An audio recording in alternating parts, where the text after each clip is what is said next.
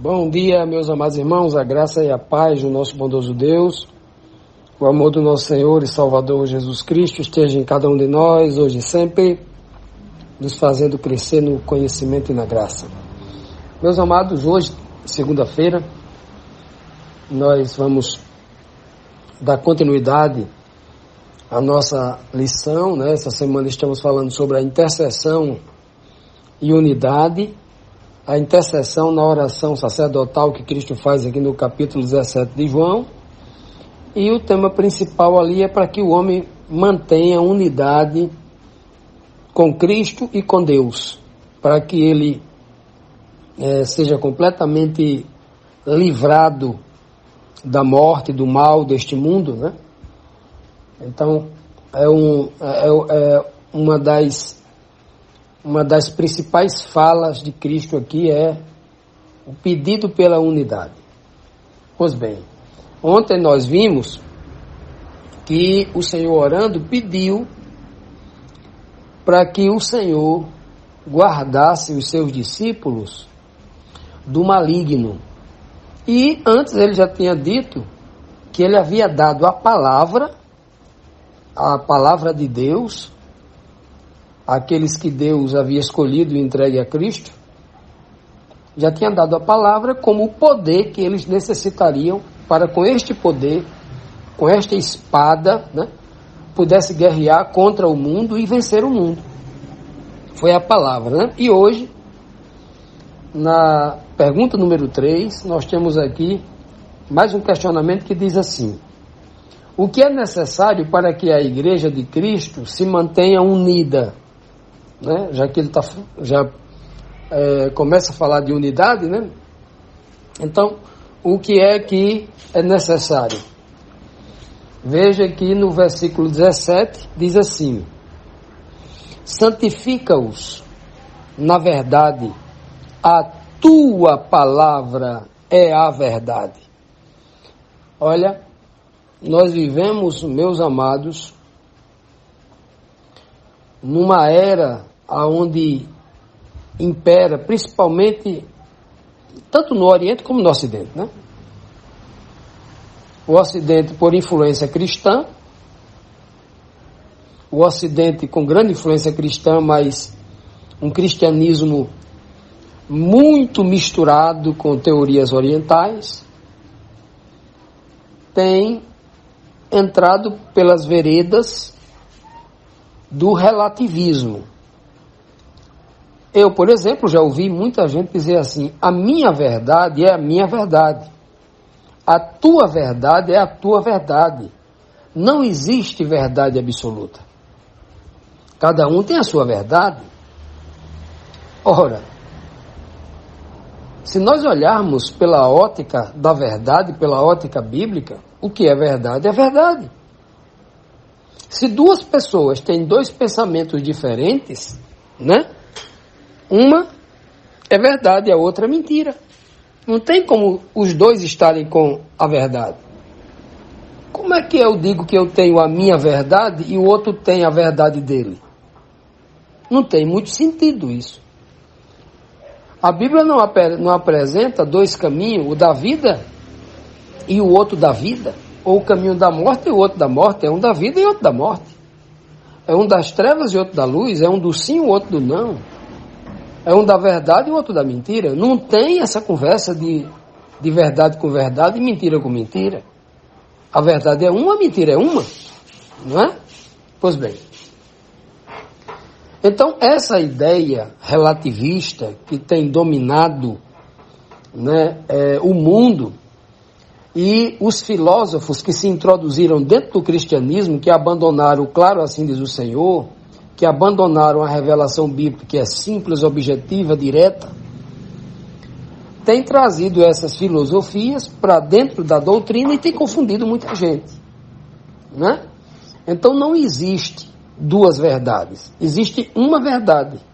Não existe duas fontes de verdade, existe uma só, a Deus o Pai, que chega até nós através de Cristo. Cristo não diz, olha, eu e o diabo somos o caminho, não. Eu sou o caminho. Não tem dois caminhos. Eu e Pedro somos o caminho, não. É eu sou o caminho. Não tem uma segunda alternativa, né, para a verdade. Como não tem uma segunda alternativa para a mentira. Não existe meia mentira, meia verdade. Né? São filosofias que os homens criaram, mas que nós não encontraremos base bíblica para isso. São filosofias. E todo o problema, questão doutrinária, sempre vem por causa dessas filosofias. Uma influência filosófica do mundo que vem tentando torcer o texto bíblico para que se harmonize com o que eles pensam, quando deveria ser o contrário. Toda e qualquer filosofia deveria se curvar, deve se curvar e servir a verdade bíblica, mas infelizmente não é assim, né? Então, Cristo não diz assim: meu Pai, santifique cada um na sua própria verdade. Não tem isso na Bíblia. Santifica na tua palavra, porque a tua palavra é a verdade. É por isso que Cristo já diz no texto anterior, no verso 14, eu dei a tua palavra a ele. Ora, para que essa palavra? Para que ele, estando nesta palavra, fossem livrados do maligno. Ora, como é que Cristo venceu o maligno? Assim que se batizou e foi levado lá para o deserto, quando estava muito fraco mesmo, depois de 40 dias de fome, né, de jejum, né, fisicamente estava debilitado, né? Espiritualmente muito forte, mas fisicamente estava debilitado. Então o diabo chegou para ele. Como é que Jesus venceu ele? O diabo chegou com um punhal, né, porque não tinha lâmina, não cortava, né? Era só para matar mesmo. E disse: olha, está escrito. Né? Ele primeiro faz um teste fora da Bíblia. Transforma essas pedras em pães. Aí Cristo falou: está escrito. Olha como Cristo combate o diabo. Com a espada. Com a palavra. Está escrito, disse Cristo. Nem só de pão viviam. Aí o diabo veio. Está escrito que se tu lançar daqui para baixo, está escrito lá no Salmo 91, que o Senhor dará ordem aos seus anjos para que você nem tropece, quanto mais caia. Aí Cristo falou: também está escrito. De novo com a espada. Ele deu uma apunhalada em Cristo e Cristo se livrou com a espada e atacou com a espada. Também está escrito: não tentarás o Senhor teu Deus. Por último, o diabo, né, tenta comprar Cristo com dinheiro, com prazeres do mundo, né? E Cristo fala assim: ó, está escrito.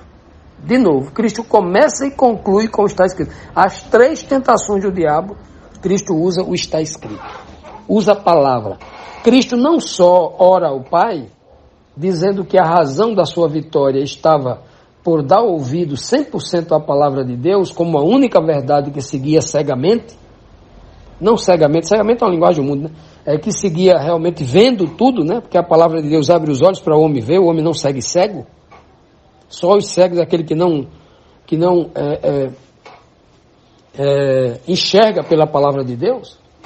E aqui ele está dizendo aqui claramente: olha, a tua palavra é a verdade.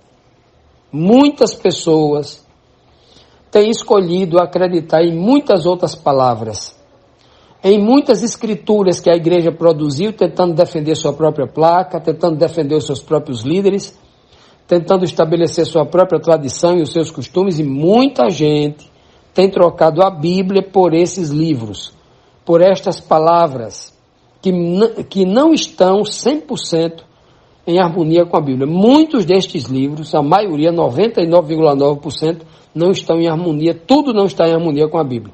É sempre uma preocupação em defender a autoridade do líder, a autoridade da instituição, né? Mas a palavra de Deus, né, que é a maior autoridade, infelizmente tem sido colocada em segundo plano. Por isso que Cristo diz bem claro, falando com o Pai: olha, eu dei a tua palavra e eles realmente venceram o mundo, estão em ti, dei a tua palavra para que o Senhor livre ele do maligno, e a tua palavra é a verdade. A verdade, a fonte da verdade é o Senhor, e a tua palavra é que é a verdade. Continuando, meus amados, vamos aqui para a segunda pergunta de hoje, a quarta pergunta da nossa lição, que diz assim: Jesus enviou os discípulos ao mundo do seu próprio jeito, por sua única e exclusiva autoridade, ou até nesse aspecto, quando ele envia os discípulos ao mundo, ele está imitando o Pai. Ele está seguindo a orientação do Pai, conforme ele aprendeu do Pai. É assim? Vamos ver então João 17, versículo 18. Cristo diz assim, falando com o Pai, ele diz: assim como tu me enviaste ao mundo, também eu os enviarei ao mundo. Olha que coisa linda esse texto. Cristo está dizendo, assim como, Cristo está dizendo, da mesma forma como o Senhor me enviou aqui ao mundo, eu também estou enviando os meus discípulos ao mundo. Em outras palavras, Cristo está dizendo aqui, está implícito nesse texto, e está explícito em muitos textos aqui, nos capítulos anteriores de João, né? Cristo está querendo dizer, olha, eu sou totalmente dependente de ti, eu não faço nada que eu já não tenha aprendido contigo. Como é que o Senhor me enviou? Não é? Ora, o Senhor Jesus se esvaziou da sua divindade, vindo como ser humano, para que, estando ao lado do Pai, agora o Pai pudesse habitar dentro dele espiritualmente. Cristo sai da presença dos discípulos para estar dentro dele, do mesmo jeito que o Pai fez com Cristo, que está fazendo com os discípulos agora. Os discípulos teriam que se esvaziar do mundo e nascer como uma nova criatura. Assim como Cristo se esvaziou da sua divindade e veio como uma nova criatura, como um novo ser aqui no planeta, é idêntico. É por isso que ele diz assim como, do mesmo jeito. Eu não estou fazendo nada inédito. Não. Eu estou copiando aquilo que o Pai já fez comigo. Olha, a Bíblia não diz exatamente, olha, o Pai pegou o Filho, orientou assim, disse isso e isso, e enviou o Filho fez isso. Não tem nada lá no princípio. No Antigo Testamento, qualquer conversa nesse sentido de Deus e Cristo. Do Pai e o Filho. Né? Antes dele vir à Terra como Filho do Homem. Não tem nada escrito. Mas a partir deste momento, Cristo está revelando para nós, seres humanos, uma semelhança de como isso ocorreu lá atrás. Olha que coisa linda. Olha que coisa impressionante. Claro, que nós não estamos falando que foi exatamente igual. Estamos falando de tipologias, de coisas semelhantes, de coisas parecidas. Né?